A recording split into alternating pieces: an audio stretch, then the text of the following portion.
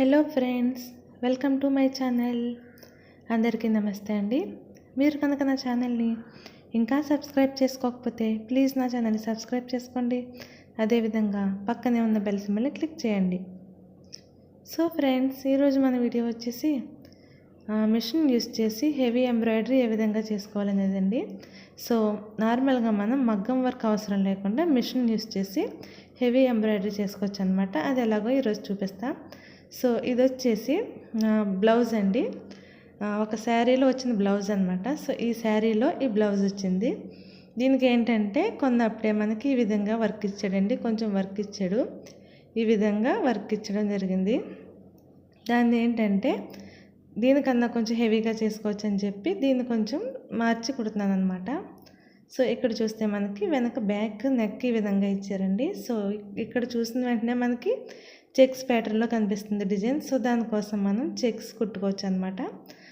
ఇక్కడ చూసినట్టయితే మీరు రౌండ్ వచ్చి అందులో మిర్రర్స్ అవి అంటించారండి. సో చెక్స్ ప్యాటర్న్లో బాగుంటుందని చెప్పి నేను చెక్స్ కుడుతున్నాను. సో ఎప్పుడైనా సరే మనకి రెడీమేడ్ బ్లౌజ్లో ఏంటంటే నెక్ అనేది కొంచెం పెద్దగా వస్తుందండి. సో ఈ విధంగా ఇస్తాడు.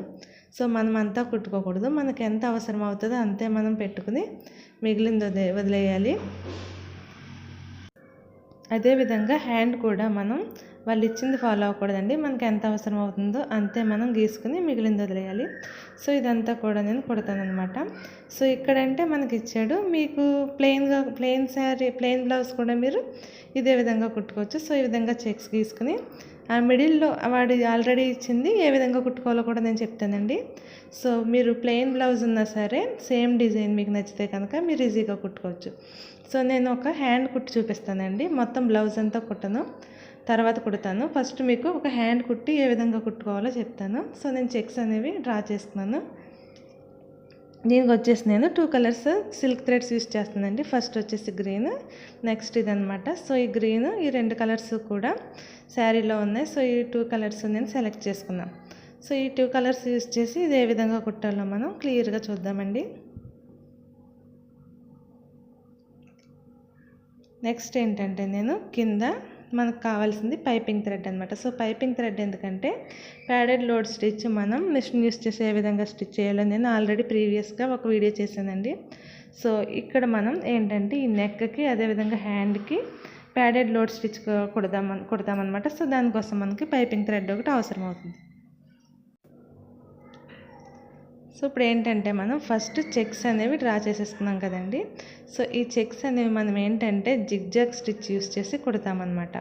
సో మనం జిగ్జాగ్ స్టిచ్ యూస్ చేసి ఏ విధంగా కుట్టాలో కూడా నేను ప్రీవియస్గా ఒక వీడియో చేశాను, ఒకసారి చెక్ చేయండి.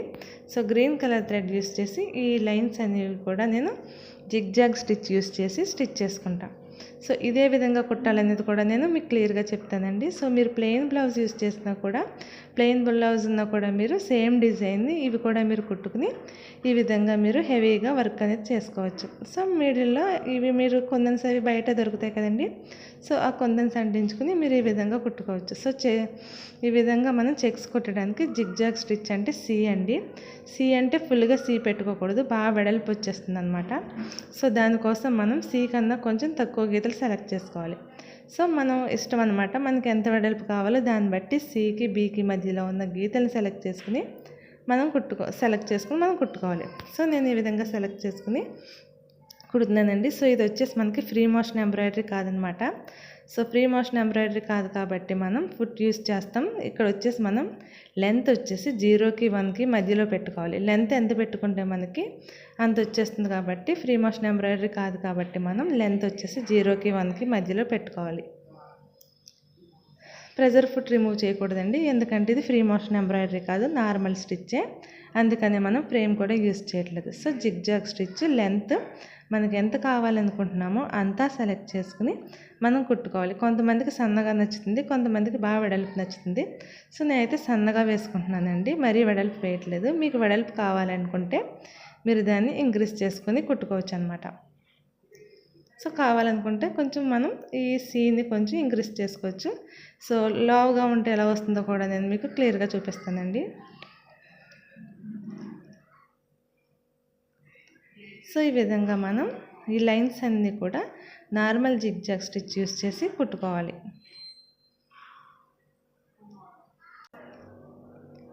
మీరు ప్లెయిన్ బ్లౌజ్ కూడా సేమ్ ఇదే డిజైన్ కుట్టుకోవచ్చు అండి. మీకు నచ్చితే ఆ మిడిల్లో కూడా ఏ విధంగా కుట్టాలో కూడా నేను మీకు క్లియర్గా ఎక్స్ప్లెయిన్ చేస్తాను. సో ఇక్కడ చూసారు కదండి ఎంత వెడల్పు వచ్చిందో. మీకు ఇది కాకుండా కొంచెం వెడల్పు కావాలనుకున్నా కూడా మీరు కుట్టుకోవచ్చు.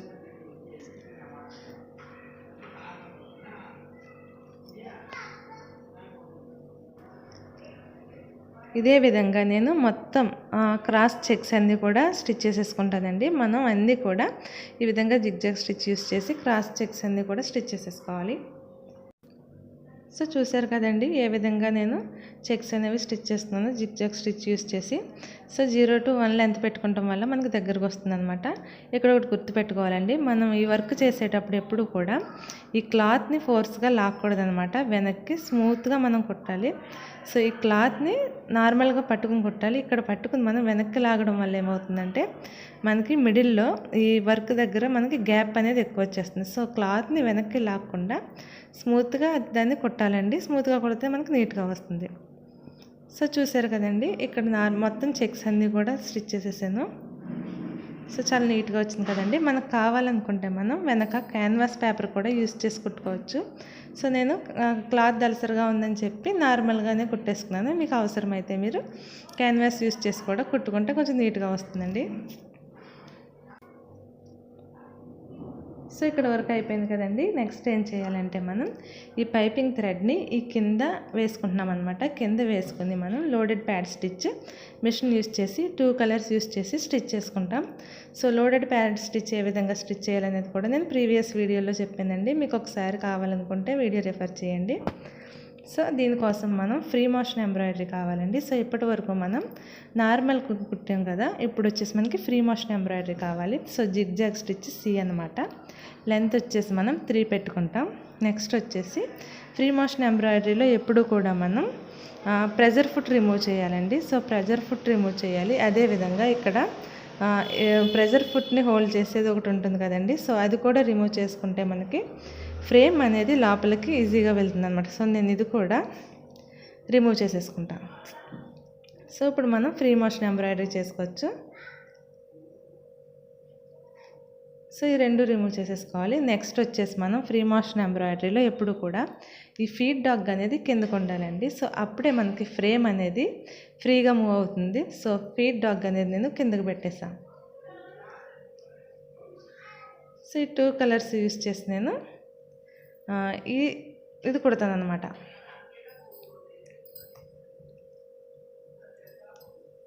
సో ఇది ఏ విధంగా కుట్టాలి అనేది కూడా నేను సెపరేట్గా ఒక వీడియో చేశానండి padded load stitch machine use చేసి. సో మీకు ఎవరికైనా కొత్తగా చూసినట్టయితే ఒకసారి ఆ వీడియో రిఫర్ చేయండి. సో 2 కలర్స్ యూస్ చేసి కుడుతున్నాం కాబట్టి మధ్యలో కొంచెం గ్యాప్ వదిలేసి ఈ విధంగా స్టిచ్ చేసుకుంటున్నానండి.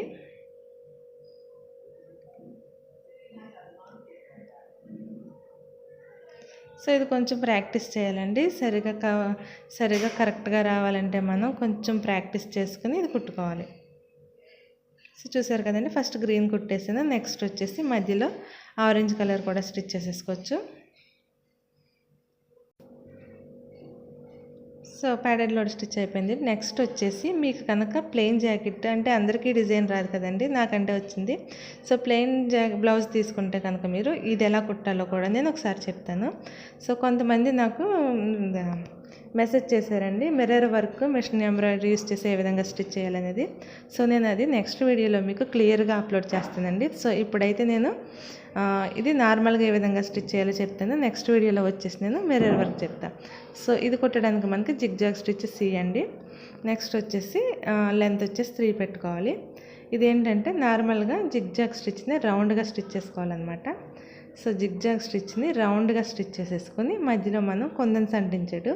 సో అదేవిధంగా మనం జిగ్జాగ్ స్టిచ్ Cకి Bకి మధ్యలో సెలెక్ట్ చేసుకుని ఒక సర్కిల్గా కుట్టుకోవాలి. సో అదే జిగ్జాగ్ స్టిచ్ని మనం ఈ విధంగా ఒక సర్కిల్లో కుట్టుకోవాలి. అప్పుడు మనకి సర్కిల్స్ అనేవి ఫామ్ అవుతాయి. సో మనం మిషన్ యూస్ చేసి కూడా మిర్రర్ స్టిచ్ చేసుకోవచ్చండి. సో ఆ మిర్రర్స్ ఏ విధంగా స్టిచ్ చేయాలనేది కూడా నేను నెక్స్ట్ వీడియోలో చాలా క్లియర్గా ఎక్స్ప్లెయిన్ చేస్తానండి. సో ఈ వీడియోలో అయితే నేను అది చెప్పట్లేదు. సో అయిపోయింది కదండి, మళ్ళీ ఒకసారి చూపిస్తాను. జిగ్జాగ్ స్టిచ్నే రౌండ్గా స్టిచ్ చేసుకోవాలన్నమాట. సో మీరు ప్లెయిన్ బ్లౌజ్ని కూడా ఈ మోడల్ బ్లౌజ్గా మీరు కుట్టుకోవచ్చు. సో ఈ విధంగా రౌండ్స్ కుట్టుకోవాలి. రౌండ్స్ కుట్టుకుని మధ్యలో కొంచెం గ్యాప్ వచ్చింది కదండి రౌండ్కి మధ్యలో, అందులో మీరు చిన్న చిన్న కొందన్స్ కానీ చిన్న చిన్న మిర్రర్స్ కానీ మనం అంటించుకోవచ్చు అనమాట. సో చూసారు కదండి ప్యాడెడ్ లోడ్ స్టిచ్ ఏ విధంగా స్టిచ్ చేసాము. నెక్స్ట్ వచ్చేసి ఏం చేస్తానంటే ఇక్కడ చిన్న చిన్న ఒక ఫ్లవర్ మాదిరి కుడతాను అనమాట. చిన్న చిన్న పెటల్స్ కుట్టుకుని ఫ్లవర్స్ కుట్టుకుంటాం. సో ఆ ఫ్లవర్స్ కుట్టడానికి మనం ఏంటంటే స్ట్రైట్ స్టిచ్ యూస్ చేస్తామండి, జిగ్జాగ్ స్టిచ్ కాకుండా straight stitch. So straight stitch అంటే ఏ సెలెక్ట్ చేసుకోవాలి, నెక్స్ట్ లెంత్ వచ్చేసి 3 పెట్టుకోవాలి. స్ట్రైట్ స్టిచ్ ఏ విధంగా స్టిచ్ చేయాలి అనేది కూడా నేను ప్రీవియస్గా వీడియో చేశానండి. ఎవరైనా కొత్తగా చూస్తే ఒకసారి ఆ వీడియో మీరు రిఫర్ చేయండి. సో స్ట్రైట్ స్టిచ్ అంటే నార్మల్ స్టిచ్ అండి, అది జిగ్జాగ్ స్టిచ్ కాదనమాట. సన్నగా వస్తుంది. స్ట్రైట్గా మనకి ఏ విధంగా కావాలనుకుంటే ఆ విధంగా మనం ఫ్రేమ్ని మూవ్ చేసుకోవాలి.